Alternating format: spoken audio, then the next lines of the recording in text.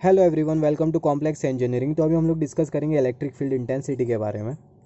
तो हमें मालूम है दो टाइप के चार्जेस होते हैं, पॉजिटिव चार्ज और नेगेटिव चार्ज। पॉजिटिव चार्ज की वजह से बनती है इलेक्ट्रिक फील्ड ऑफ लाइंस और नेगेटिव चार्ज की वजह से भी बनती है इलेक्ट्रिक फील्ड ऑफ लाइंस। मगर जो पॉजिटिव चार्ज की वजह से जो इलेक्ट्रिक फील्ड ऑफ लाइंस होती है उसका जो डायरेक्शन होता है वो होता है आउटवर्ड। सिमिलरली नेगेटिव चार्ज की वजह से जो इलेक्ट्रिक फील्ड ऑफ लाइंस होती है उसका जो डायरेक्शन होता है वो होता है इनवर्ड।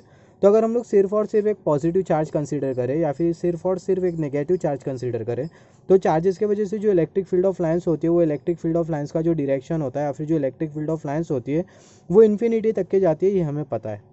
सिमिलरली अगर हम लोग ये इलेक्ट्रिक फील्ड ऑफ लाइंस में अगर कोई भी चार्ज रखे तो जो चार्ज होता है वो इलेक्ट्रोस्टैटिक फोर्स एक्सपीरियंस करता है। तो इलेक्ट्रिक फील्ड इंटेंसिटी क्या होती है इसको हम लोग एक सिंपल से एग्जांपल से समझते हैं।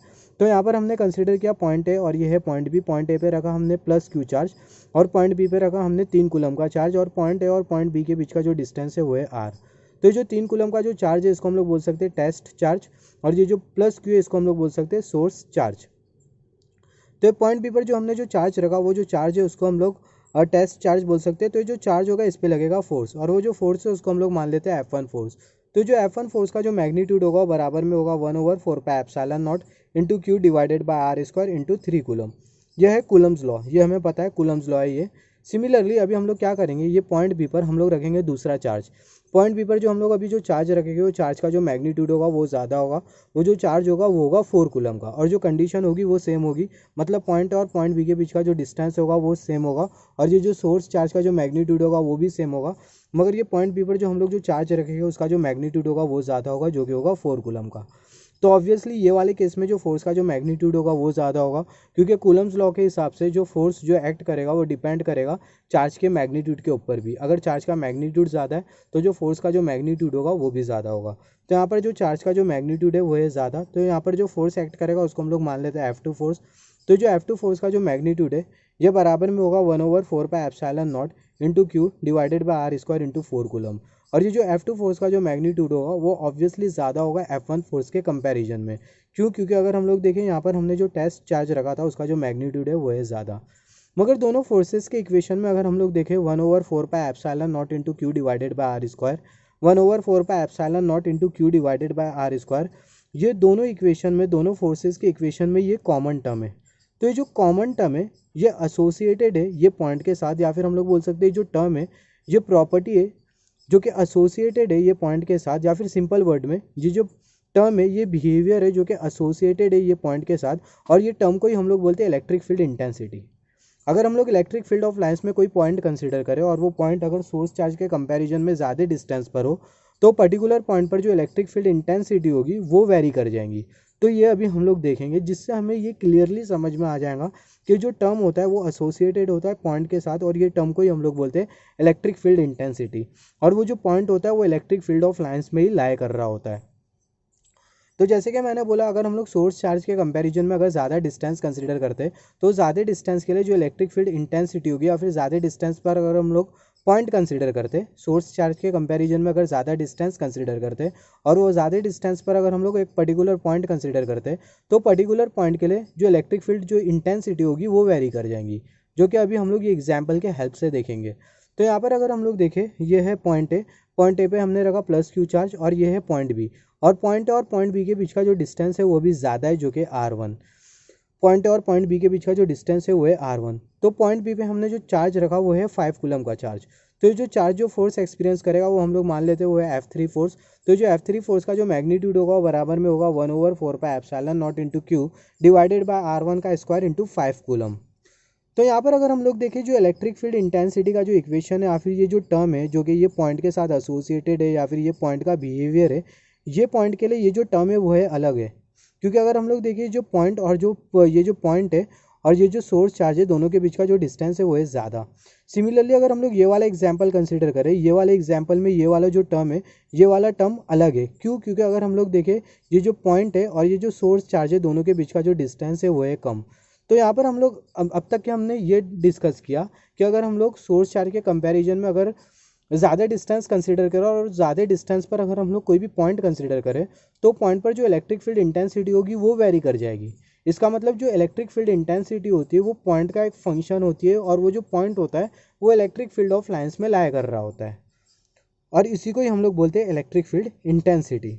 सिमिलरली अगर हम लोग ये पॉइंट बी पर 5 कूलम का चार्ज ना रखते हुए 6 कूलम का चार्ज रखें तो जो फोर्स का जो मैग्नीट्यूड होगा वो ऑब्वियसली इंक्रीज कर जाएगा, मगर ये जो टर्म होगा वो कांस्टेंट होगा या फिर सेम होगा, क्योंकि हमने सेम पॉइंट पर 6 कूलम का चार्ज रखा है।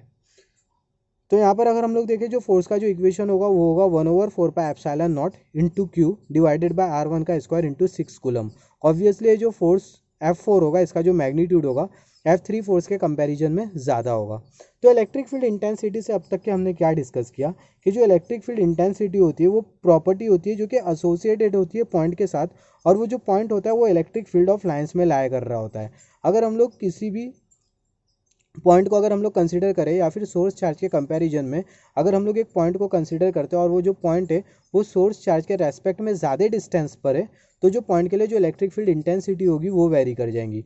सिमिलरली अगर हम लोग कोई पॉइंट कंसीडर करें जो कि सोर्स चार्ज के क्लोज में, तो पर्टिकुलर पॉइंट के लिए जो इलेक्ट्रिक फील्ड इंटेंसिटी होगी वो अलग होगी। तो जो इलेक्ट्रिक फील्ड इंटेंसिटी होती है वो फंक्शन होती है जो कि एसोसिएटेड होती है पॉइंट के साथ, या फिर हम लोग बोल सकते हैं जो इलेक्ट्रिक फील्ड इंटेंसिटी होती है वो एक पॉइंट की प्रॉपर्टी होती है। सिमिलरली जो इलेक्ट्रिक फील्ड इंटेंसिटी है उसको हम लोग कुछ इस तरीके से भी डिस्क्राइब कर सकते हैं। It is defined as the force experience by a unit positive charge place at the point.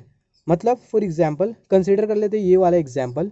यहाँ पर हमने कंसीडर किया पॉइंट ए पे रखा हमने प्लस क्यू चार्ज, और ये हमने कंसीडर किया पॉइंट बी पर हम लोग 6 कूलम का चार्ज नहीं रखेंगे, हम लोग रखेंगे 1 कूलम का चार्ज। तो जो 1 कूलम का चार्ज जो फोर्स एक्सपीरियंस करेगा वो जो फोर्स का जो मैग्नीट्यूड होगा वो हमें बता देगा पॉइंट बी पर इलेक्ट्रिक फील्ड इंटेंसिटी कितनी है। मतलब मैं क्या बोला, यहाँ पर अब हमने पॉइंट ए कंसीडर किया, पॉइंट ए पे पॉजिटिव चार्ज है, और यहाँ पर हमने पॉइंट बी कंसीडर किया। पॉइंट बी पर हम लोग अभी 6 कूलम का चार्ज नहीं रखेंगे, 1 कूलम का चार्ज रखेंगे, मतलब यूनिट चार्ज रखेंगे, यूनिट पॉजिटिव चार्ज। तो जो यूनिट पॉजिटिव चार्ज जो फोर्स एक्सपीरियंस करेगा वो फोर्स का जो मैग्नीट्यूड होगा वो हमें बता देगा कि पर्टिकुलर पॉइंट पर पॉइंट बी पर इलेक्ट्रिक फील्ड इंटेंसिटी कितनी है। अगर वो चार्ज यूनिट पॉजिटिव चार्ज अगर ज़्यादा फोर्स एक्सपीरियंस करता है तो ये पर्टिकुलर पॉइंट पर जो इलेक्ट्रिक फील्ड इंटेंसिटी है वो ज़्यादा है। सिमिलरली वो यूनिट पॉजिटिव चार्ज अगर कम इलेक्ट्रोस्टैटिक फोर्स एक्सपीरियंस करता है तो ये पर्टिकुलर पॉइंट पर जो इलेक्ट्रिक फील्ड इंटेंसिटी है वो कम है। तो ये इलेक्ट्रिक फील्ड इंटेंसिटी को हम लोग कुछ इस तरीके से भी डिस्क्राइब कर सकते हैं। एक और एक तरीका होता है इलेक्ट्रिक फील्ड इंटेंसिटी को शो करने का या फिर डिस्क्राइब करने का। Electric field intensity at a point is the force per unit charge experience by the charge place at that point. मतलब क्या है, मतलब एक एग्जाम्पल हम लोग कंसिडर कर लेते हैं। ये वाले एग्जाम्पल में अगर हम लोग देखें जो फोर्स का जो मैग्नीट्यूड है वो है 1/4πε0 into Q divided by R1 का स्क्वायर इंटू 6 कूलम। अगर हम लोग 6 कूलम के साथ 6 कूलम को अगर हम लोग डिवाइड कर दे तो ये 6 कूलम कैंसिल हो जाएगा। अल्टीमेटली हमें मिल जाएगा ये वाला टर्म, और ये वाला जो टर्म है वो है इलेक्ट्रिक फील्ड इंटेंसिटी, जो कि हमें यही वाला स्टेटमेंट बोलता है। Electric field intensity at a point is the force per unit charge experience by the charge place at that point. मतलब ये फोर्स के साथ हम लोग सेम चार्ज को डिवाइड कर देंगे तो जो हमें जो रिजल्ट मिलेगा वो होगा इलेक्ट्रिक फील्ड इंटेंसिटी। सिमिलरली यहाँ पर अगर हम लोग देखें ये जो F3 फोर्स का जो मैग्नीट्यूड है वो है 1/4πε0 into Q divided by R1 का स्क्वायर इंटू 5 कूलम। तो F3 force 1/4πε0 into Q divided by R1 का स्क्वायर इंटू 5 कूलम। तो 5 कूलम के साथ हम लोग 5 कूलम को डिवाइड कर देंगे तो दोनों कैंसिल हो जाएगा, तो अल्टीमेटली हमें मिल जाएंगी इलेक्ट्रिक फील्ड इंटेंसिटी। तो जो इलेक्ट्रिक फील्ड इंटेंसिटी इसको हम लोग कुछ इस तरीके से भी डिस्क्राइब कर सकते हैं। कंसीडर कर लेते हैं एक सिंपल सा एग्जांपल। यहाँ पर हमने कंसीडर किया ये है पॉइंट ए, ये पॉइंट ए पे हमने रखा एक पॉजिटिव चार्ज, और ये है पॉइंट बी, और ये पॉइंट ए और पॉइंट बी के बीच का जो डिस्टेंस है वो है आर। अगर हम लोग एनी हाउ ये पॉइंट बी पर जो इलेक्ट्रिक फील्ड इंटेंसिटी या फिर जो इलेक्ट्रिक फील्ड का जो मैग्नीट्यूड है, यहाँ पर अगर हम लोग देखें इलेक्ट्रिक फील्ड इंटेंसिटी या इलेक्ट्रिक फील्ड का मैग्नीट्यूड दोनों का जो मतलब होता है वो सेम होता है। हम लोग कहीं कहीं ऐसा बोल देते हैं इलेक्ट्रिक फील्ड का मैग्नीट्यूड, और कहीं कहीं ऐसा भी बोल देते हैं इलेक्ट्रिक फील्ड की इंटेंसिटी, जिसका जो मीनिंग होता है वो सेम ही होता है। तो यहाँ पर अगर हम लोग देखें ये पर्टिकुलर पॉइंट पर जो इलेक्ट्रिक फील्ड इंटेंसिटी होगी वो कितनी होगी, वो बराबर में होगी 1/4πε0 into Q divided by are square. ये जो क्यू है वो ये source charge divided by distance का स्क्वायर। तो अगर हम लोग ये पॉइंट बी पर अगर एक टेस्ट चार्ज को रखते हैं तो जो टेस्ट चार्ज होगा वो फोर्स एक्सपीरियंस करेगा, और वो जो फोर्स होगा वो कितना होगा उसको भी हम लोग पता लगा लेते हैं, जो कि एग्जैक्टली बराबर में होगा कूलम्स लॉ की तरह।